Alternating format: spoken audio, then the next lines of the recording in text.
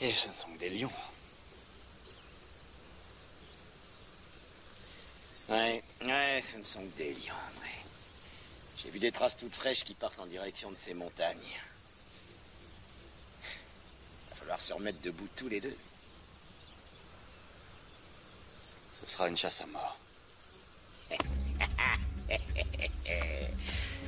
Sur le territoire du lion, l'homme est comme un enfant sans défense. Les blondes herbes se mêlent au pelage du félin, invisible, prêt à surgir, et l'homme n'est qu'une marionnette entre ses griffes. L'ombre les cache de la vue des hommes, la lumière les fait craindre encore davantage. La peur hante les cœurs et les cris de douleur hanteront pour toujours vos esprits. Si vous osez les regarder dans les yeux, la peur creusera son chemin dans votre cœur. Salut les amis!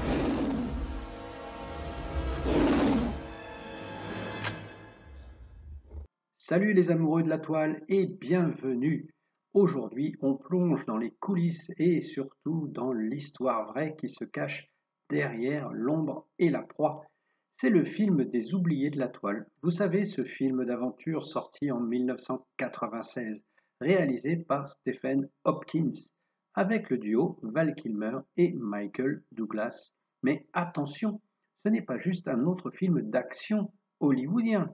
Non, c'est l'adaptation d'une histoire bien réelle, la chronique terrifiante de la construction d'un chemin de fer au Kenya, un projet colossal, freiné net par deux lions mangeurs d'hommes.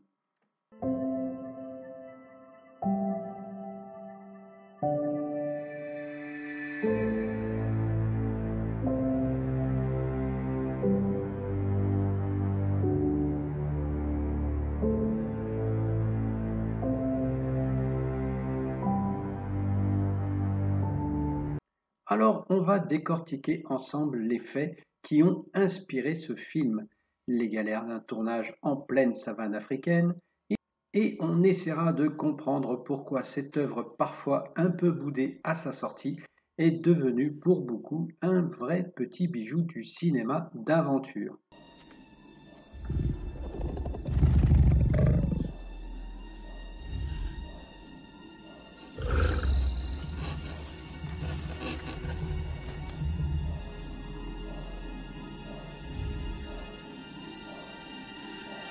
Commençons avec l'histoire vraie, la terreur des lions de Tsavo. Retour en 1898, on est en Afrique orientale britannique, au Kenya, sur les rives de la rivière Tsavo. Imaginez un projet colossal, la construction d'un chemin de fer pour relier Mombasa à l'Ouganda. Un chantier qui se veut le symbole de la puissance coloniale britannique de l'époque. Et c'est là qu'arrive le lieutenant-colonel John Henry Patterson, un ingénieur militaire britannique. Sa mission? Superviser la construction d'un pont super important sur la rivière Tsavo.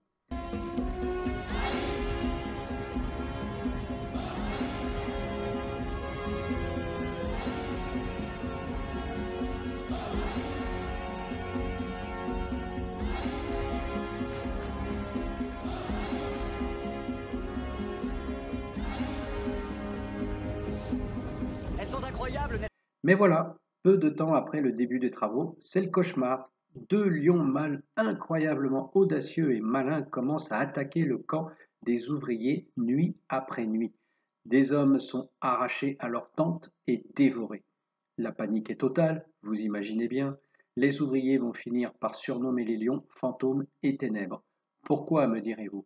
Eh bien parce qu'ils frappent sans être vus et déjouent toutes les tentatives de capture et le plus souvent, c'est qu'ils ne chassent pas pour manger. Leur comportement est donc déroutant. On dirait qu'ils tuent pour le plaisir, évitant les pièges avec une intelligence presque diabolique.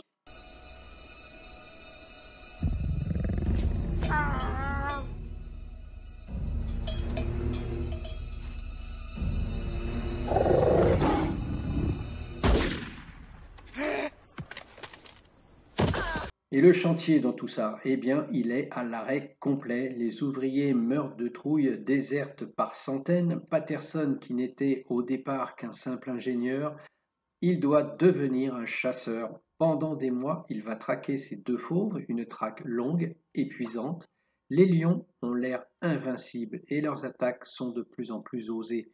Combien de victimes? On ne sait pas exactement. Certaines sources parlent de 35, d'autres avancent des chiffres qui montent jusqu'à 140 personnes. C'est énorme.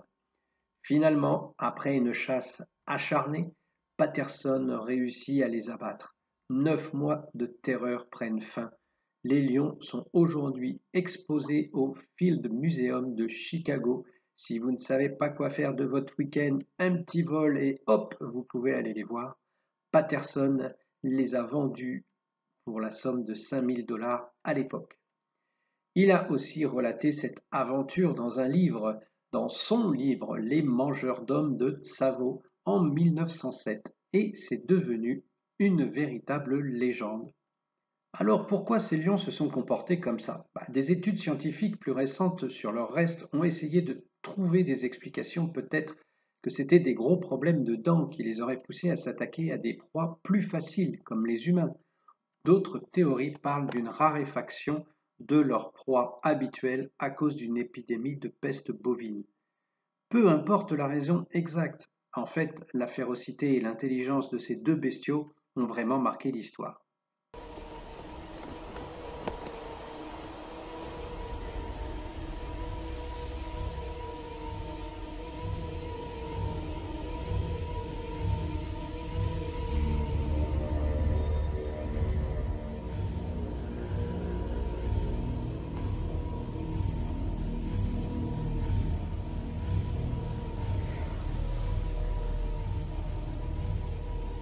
Et nous voici dans le fait réel, mais aussi dans la naissance d'un scénario pour un film. C'est une histoire aussi dingue que celle des Lions de Tsavo. Il fallait bien que Hollywood s'en empare, un jour ou l'autre. Et c'est le grand William Goldman, le scénariste 2 fois oscarisé pour Butch Cassidy et le Kid et Les Hommes du Président, excusez-moi du peu, qui tombe sur le récit de Patterson lors d'un voyage en Afrique en 1984. Il est complètement fasciné et c'est en 1989 qu'il propose le projet à la Paramount Pictures. Son pitch est simple, un mélange entre Lawrence d'Arabie pour le côté épique et Les Dents de la Mer pour la terreur pure que les prédateurs inspirent pour Goldman. Ces lions n'étaient pas juste des bêtes, c'était carrément l'incarnation du mal, une force presque surnaturelle. Mais adapter ça en film, ça n'a pas été une mince affaire, loin de là. Le projet a pas mal galéré, plusieurs réalisateurs et acteurs ont été pressentis, comme bien souvent dès qu'un film voit le jour à Hollywood. On a parlé de Brian De Palma avec Kevin Costner pour interpréter le rôle de Patterson. Mais le bûcher des vanités, en 1990, s'avérant un échec au box-office, le studio retire son offre à De Palma. Et Costner, lui, se lance dans Bodyguard, alors il décline l'offre. Ensuite, la Paramount avait à l'origine pensé à Michael Mann. Ensuite, ils se sont rapprochés de Kenneth Branagh, qui venait de réaliser le film Henri V et qui avait obtenu un joli petit succès. Pour le rôle de Remington, il a été initialement proposé à Sean Connery et Anthony Hopkins, mais tous les deux ont décliné l'offre. Ensuite, c'est la ronde des acteurs qui ne s'arrête pas. Ils ont aussi proposé le projet à Tom Cruise pour jouer cette fois-ci Remington. Ensuite, ils ont pensé à Robert De Niro. Et pour le personnage de Patterson, le studio a envisagé deux gros stars du moment, John Travolta et même Nicolas Cage. Oui, c'est vous qui allez m'écouter. Ça m'étonnerait. Fais-les reculer ou je te mets une balle. Fais-les reculer. Bitena. Hé, Bitena. Yaroba. Hey, reculez tous. Reculez vite. Vite. Finalement, c'est l'arrivée de Michael Douglas sur le projet qui va tout débloquer. Il s'engage comme un acteur tout simplement, mais aussi avec un rôle de coproducteur et sa fameuse boîte Constellation Film.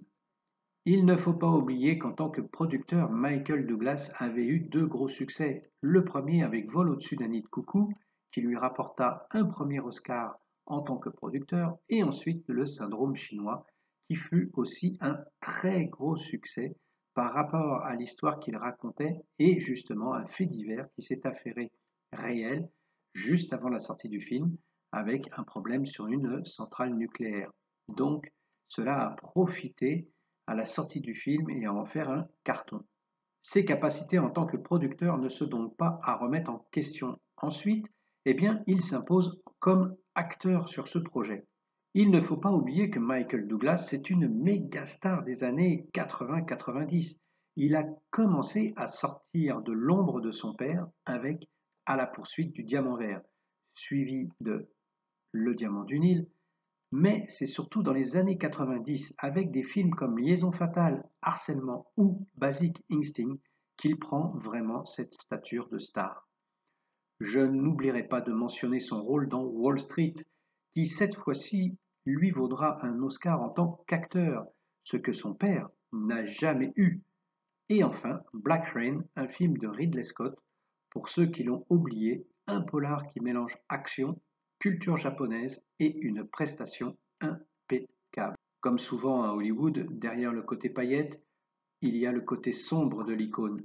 En 1992, il est obligé de passer par une cure de désintoxication pour sortir de la spirale infernale de la drogue. Et je vous le rappelle, la drogue, c'est mal. Bien, Angus, j'ai décidé que Maïna et vous surveilleriez la pose des piles du pont. Étant donné que l'étape la plus dure de la construction d'un pont, c'est la mise en place des piles, pour cette tâche, je vous octroie 12 semaines de délai. Revenons à notre affaire. Ce sera Stephen Hopkins, le réalisateur de Predator 2 et de Blow Away, deux bons films, qui sera choisi pour mettre en scène cette aventure. Le scénario de Goldman, il faut le dire, prend quelques libertés avec les faits historiques. La plus grosse, c'est la création du personnage de Charles Remington, joué donc par Michael Douglas. Goldman l'a ajouté pour créer un duo de héros et rendre l'intrigue plus péchue, un peu comme le personnage de Quint dans Les Dents de la Mer. Une décision qui a bien servi le film, mais qui a aussi créé des tensions dans la production. Pour réaliser ce film, le budget est plutôt confortable, avec environ 55 millions de dollars, preuve que la production voyait grand. Le tournage de L'ombre et la proie, comment ça s'est passé? Eh bien, ça s'est surtout fait en Afrique du Sud et pas au Kenya. C'était plus simple pour la logistique et la sécurité.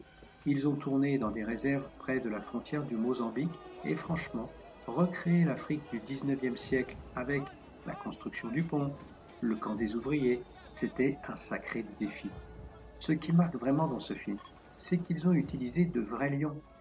Les deux stars à quatre pattes s'appelaient César et Bango, des bestiaux qui avaient déjà un peu d'expérience au cinéma.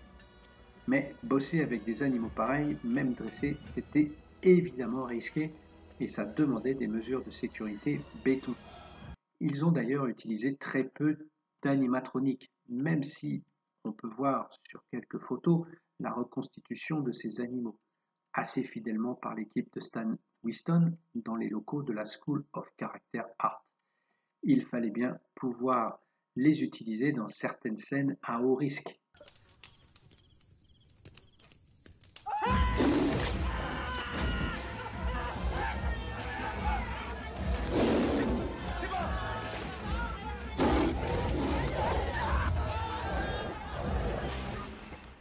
Et autant dire que le tournage n'a pas été une partie de plaisir. Il y a eu pas mal de tensions entre le réalisateur Stephen Hopkins et le producteur Michael Douglas, on le rappelle.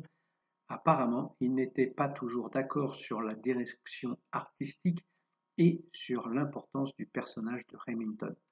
Douglas aurait pas mal insisté pour que son rôle soit plus étoffé.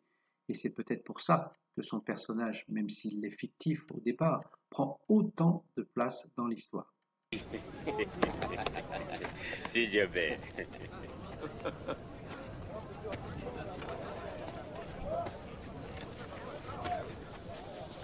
Warani!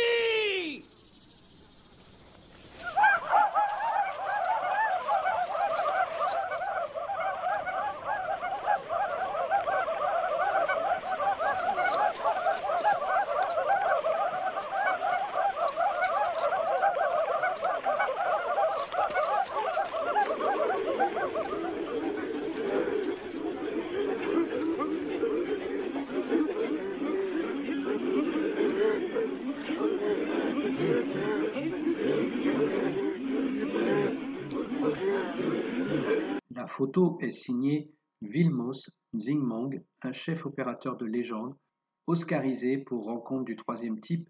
C'est un des gros points forts du film. Les images sont magnifiques, elles subliment les paysages africains tout en créant une ambiance vraiment oppressante. Petite anecdote, c'est le studio qui a imposé Zsigmond à Stephen Hawking qui lui voulait travailler avec son chef-op habituel, Peter Levy. Il faut réellement saluer le travail qui a été effectué, car dès les premières minutes du film, on sait tout de suite que l'on va nous emmener très loin.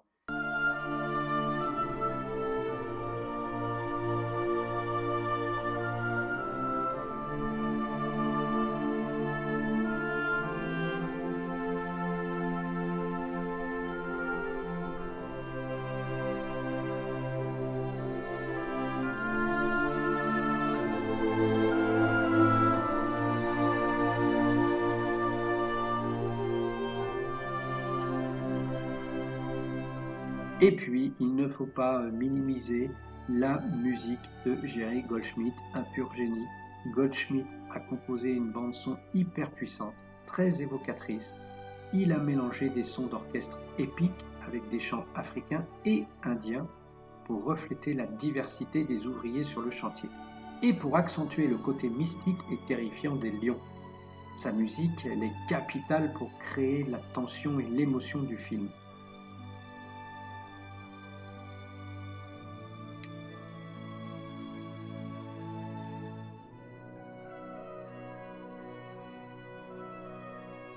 Et pour finir avec les galères de production, il semblerait que le montage final ait aussi subi des grosses coupes. Apparemment, la Paramount aurait viré environ 45 minutes du film. Ça pourrait expliquer pourquoi certaines scènes semblent un peu courtes ou pourquoi certaines sous-intrigues sont développées un peu vite. Lorsque L'ombre et la proie sort en 1996, l'accueil des critiques est plutôt mitigé et au box-office, c'est pas la folie non plus. Par rapport au budget et au casting de stars, le film a récolté environ 77 millions de dollars dans le monde. Même si on a salué sa tension, la beauté de ses décors et le jeu des acteurs, la musique aussi, certaines critiques ont tiqué sur un scénario jugé un peu classique ou des personnages secondaires pas assez développés. Le film a quand même gagné l'Oscar du meilleur montage sonore, ce qui prouve que le son était vraiment immersif. Alors pourquoi est-ce qu'aujourd'hui, plein de cinéphiles parlent de L'ombre et la proie comme une pépite ou un trésor caché? Il y a plusieurs raisons à ça. Je pense en toute modestie que c'est un film d'aventure à l'ancienne. Ce film d'aventure que moi j'aime par-dessus tout. Un genre qui se faisait de plus en plus rare d'ailleurs dans les années 90. Une époque où les blockbusters bourrés d'effets spéciaux commençaient à tout rafler. Sa tension, qu'on peut presque toucher du doigt, son ambiance si particulière et son réalisme quand il montre les attaques des lions. Ça marche encore aujourd'hui, je vous le garantis. C'est peut-être ces raisons qui nous font encore parler de ce film.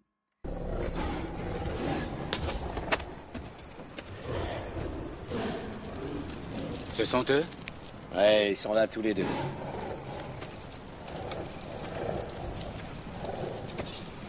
Et puis il est abordé la confrontation entre l'homme et la nature sauvage, la peur primale, le courage face à un danger qu'on n'arrive pas à saisir. Tout ça, c'est universel.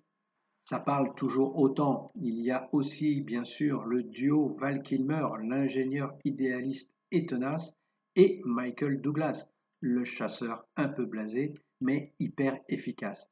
Le duo fonctionne très bien à l'écran. Par contre, c'est vrai qu'il a toute sa place dans cette rubrique des oubliés de la toile, car le film a un peu disparu des écrans radars. Il n'a pas eu de grosse réédition en Blu-ray, ou alors en édition espagnole, sans parler du streaming, où on a toujours autant de mal à le trouver. Du coup, les nouvelles générations le connaissent moins bien que d'autres films d'aventure de la même époque. C'est un peu l'exemple type du film ambitieux, spectaculaire, mais qui n'a pas réussi à devenir le classique instantané qu'il aurait pu être. Cache-toi! Cache-toi! Non! Ne viens pas! Va dans la baraque!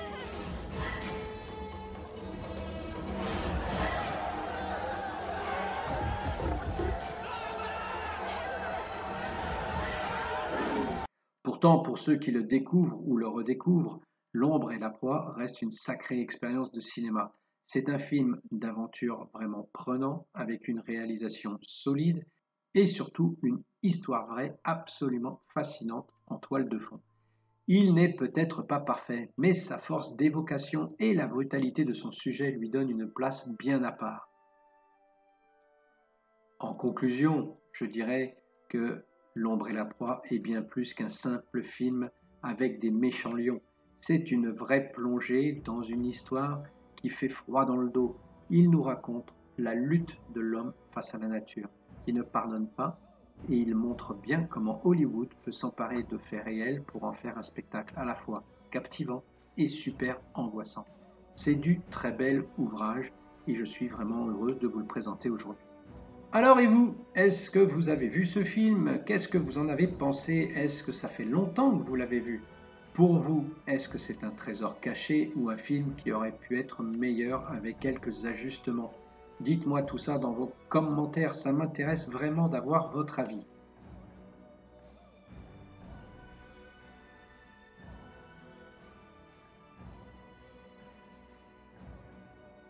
Si cette petite exploration vous a plu, n'hésitez pas à lâcher un pouce pour montrer votre satisfaction.